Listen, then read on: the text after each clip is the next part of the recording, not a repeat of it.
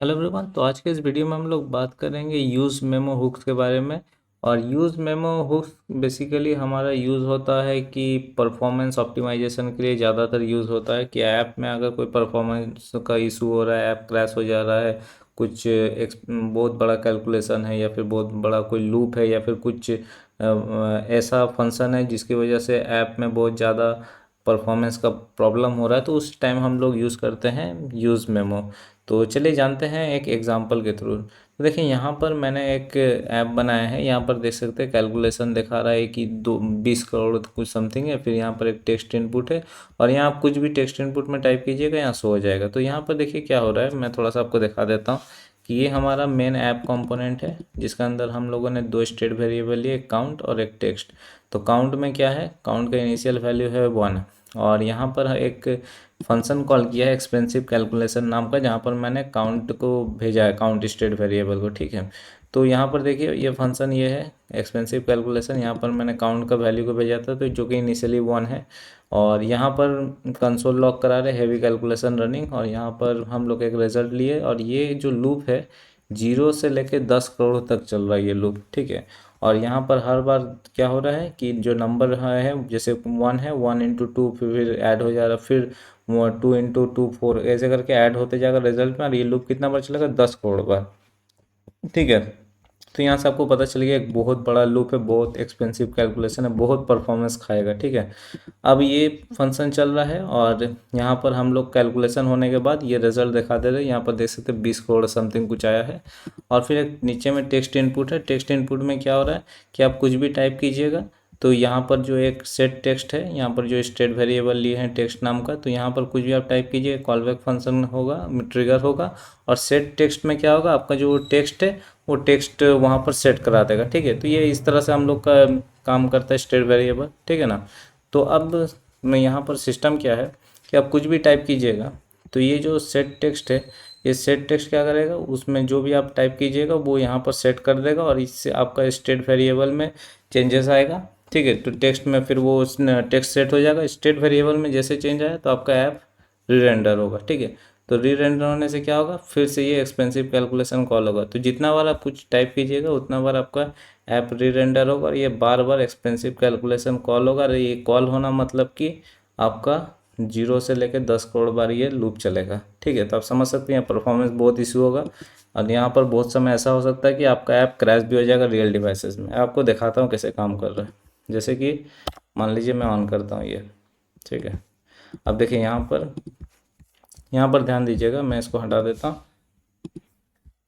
ठीक है, अब यहाँ देखिए क्या हो रहा है कि मैं यहाँ पर ऐप को वापस से रन करता हूँ। ठीक है, जैसे मैंने रन किया, देखिए सबसे पहले क्या है, हेवी कैलकुलेशन रनिंग बोल रहा है। ठीक है, और यहाँ पर कैलकुलेशन कर गया, 20 करोड़ दिखा दिया।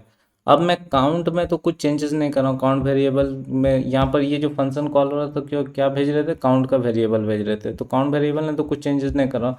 मैं यहाँ पर टेक्स्ट इनपुट में कुछ भी लिखता हूँ। ठीक है, ठीक है, जितना बार मैं टेक्स्ट इनपुट लिखूँगा हैवी कैलकुलेशन कॉल होगा।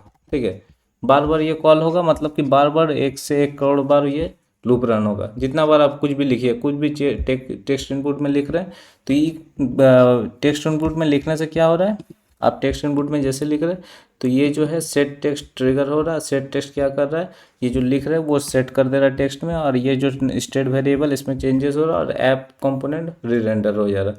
और री रेंडर होना मतलब कि ये वापस से ये फंक्शन कॉल हो रहा है, और ये फंक्शन कॉल मतलब कि वापस से ये चीज़ सेम चीज़ कर रहा है। 0 से लेके 1 करोड़ बार या 10 करोड़ बार ये लूप रन हो रहा है, और इससे आपका ऐप क्रैश भी हो सकता है।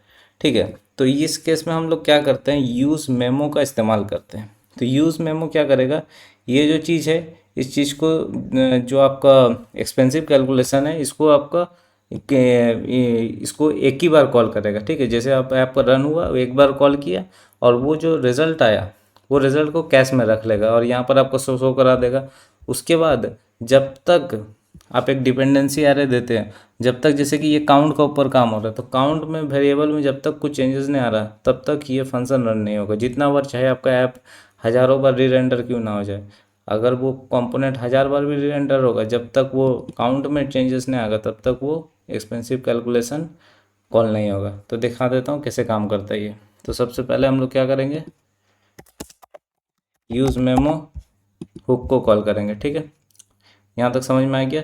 अब हम लोग क्या करेंगे, ये जो लाइन है, ये लाइन को हटा देता हूँ।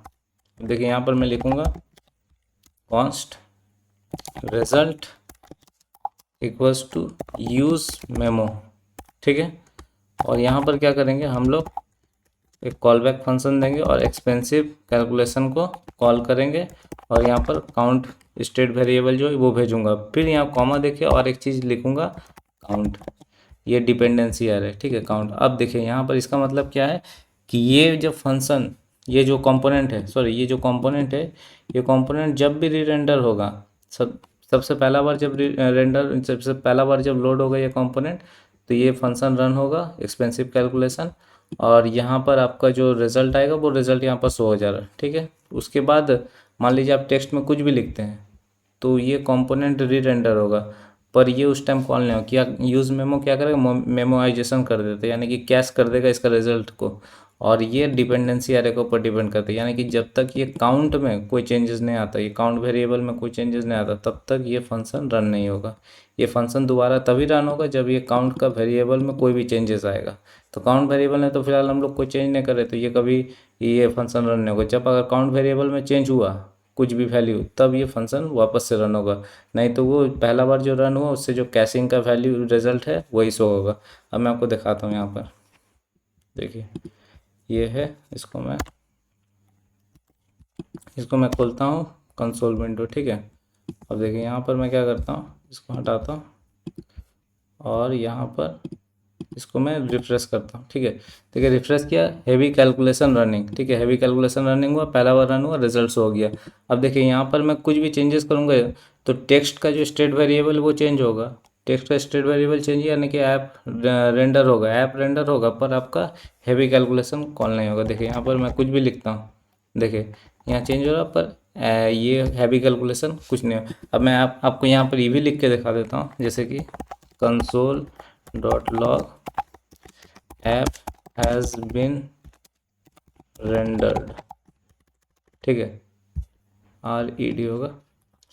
तो इससे आपको पता चल जाए कि ऐप रेंडर हो रहा हमारा, पर ये कैलकुलेशन में देखिए यहाँ पर मैं कुछ भी लिखूँगा, देखिए ऐप रेंडर हो रहा पर कैलकुलेशन एक ही बार हुआ था, ठीक है। इसको मैं बंद करके फिर से आपको दिखाता हूँ। फॉर एग्ज़ाम्पल ये मैं यहाँ पर देखिए app has been rendered, heavy calculation running हुआ। अब देखिए यहाँ पर मैं जितना बार भी लिखता हूँ ऐप रेंडर्ड हो रहा है, क्योंकि आप जितना बार टाइप कर रहे हैं तो स्टेट वेरिएबल जो टेक्स्ट का है उसमें चेंज हो रहा है और ये टेक्स्ट नया टेक्स्ट आ जा रहा है, पर आपका हैवी कैलकुलेशन एक ही बार रन हुआ और वो एक ही बार का जो रिजल्ट है वो कैशिंग से शो हो रहा है।